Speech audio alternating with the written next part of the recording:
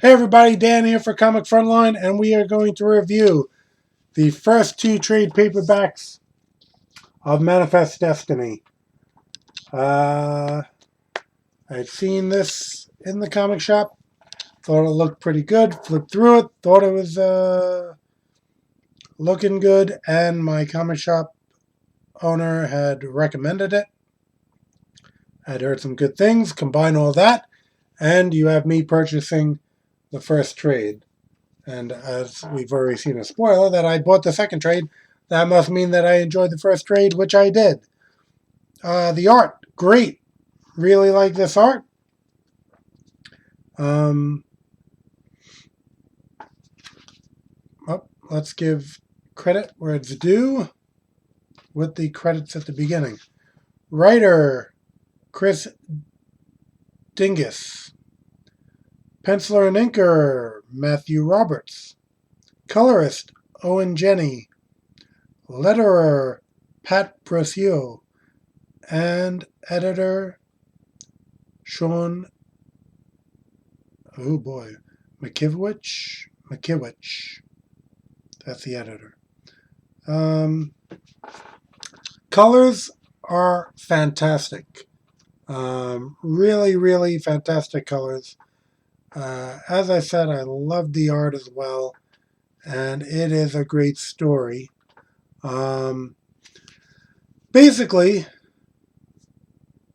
it's semi-historical, and the fact that it does have the characters of Lewis and Clark up top here, and Sacagawea.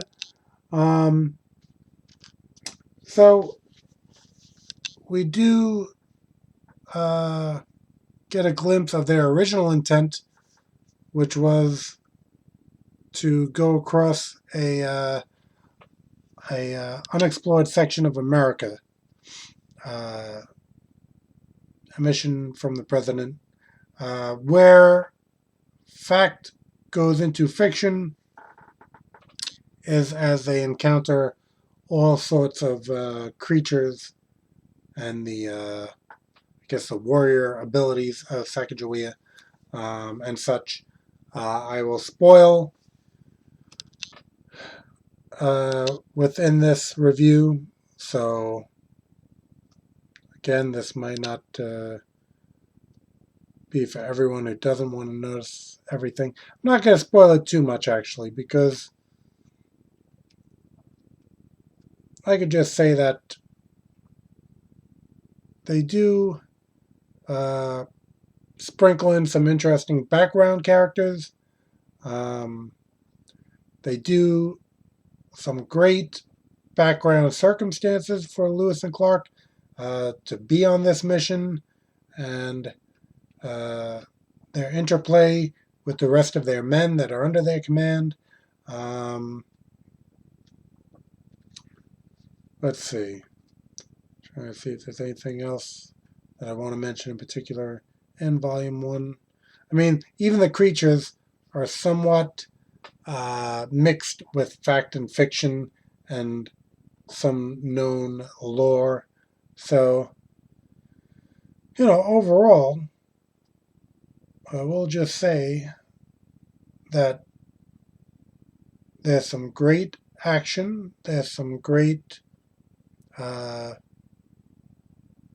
threats that they face and reason out ways of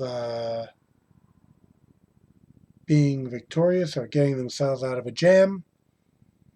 So the storytelling is very inventive. And in Volume 2,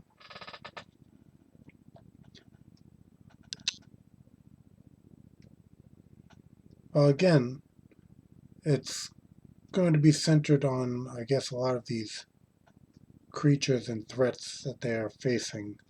But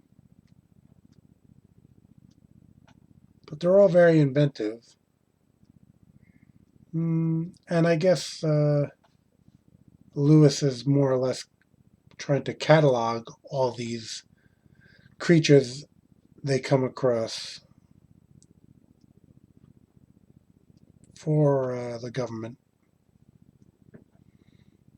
And I have to say, some of the prisoners, some of the crew on the ship are prisoners, so I guess more or less expendable to some degree um, in this type of exploratory mission.